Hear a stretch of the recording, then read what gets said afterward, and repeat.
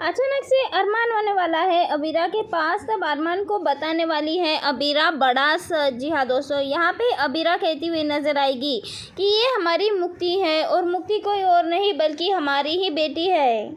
यहाँ पे पूरी तरह से शॉक हो जाने वाला है अरमान और कहने वाला है कि हमारी सिर्फ और सिर्फ एक बेटी है और उसका नाम मायरा है। तुम ऐसी बातें कैसे कर सकती हो?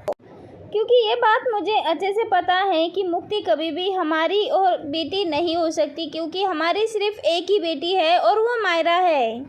अगर ये हमारी बेटी होती भी तो इसकी उम्र कम से कम 8 साल होती।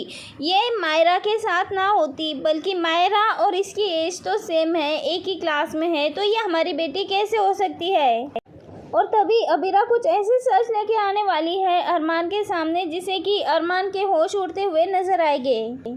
शो में आने वाला है एक दिलचस्प और नया मोड़, जिस मोड़ के बाद कहानी एक नए सिरे से हमें देखने को मिलने वाली है।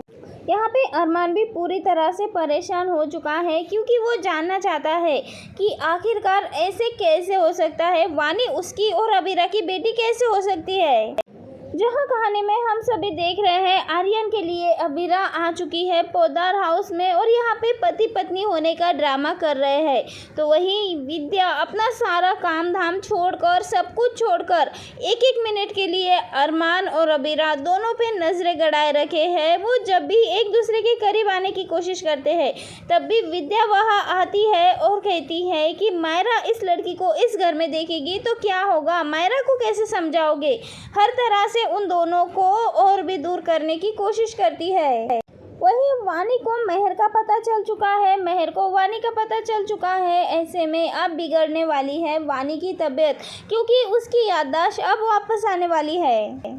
और यहाँ पे अबीरा वानी का ट्रीटमेंट कराने के लिए जाने वाली है, लेकिन हम सभी को पता है अबीरा के पास अभी पैसे नहीं है, बल्कि उसने तो अपना गैरेज भी गिरवी रख दिया है।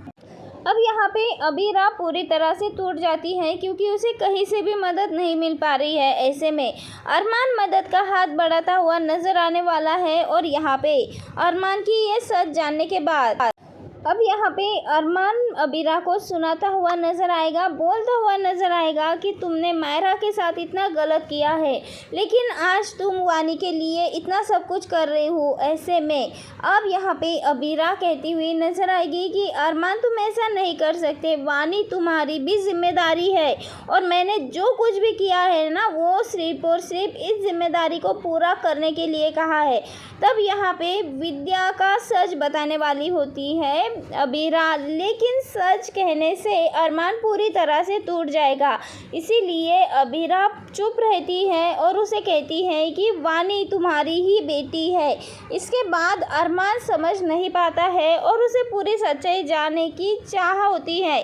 ऐसे में अरमान तो जुट जाता है सच्चाई का पता लगाने के लिए, लेकिन कहानी में और भी नए ट्विस्ट एंड टर्न्स आने वाले हैं, तो जुड़े रहिए दोस्तों हमारे साथ।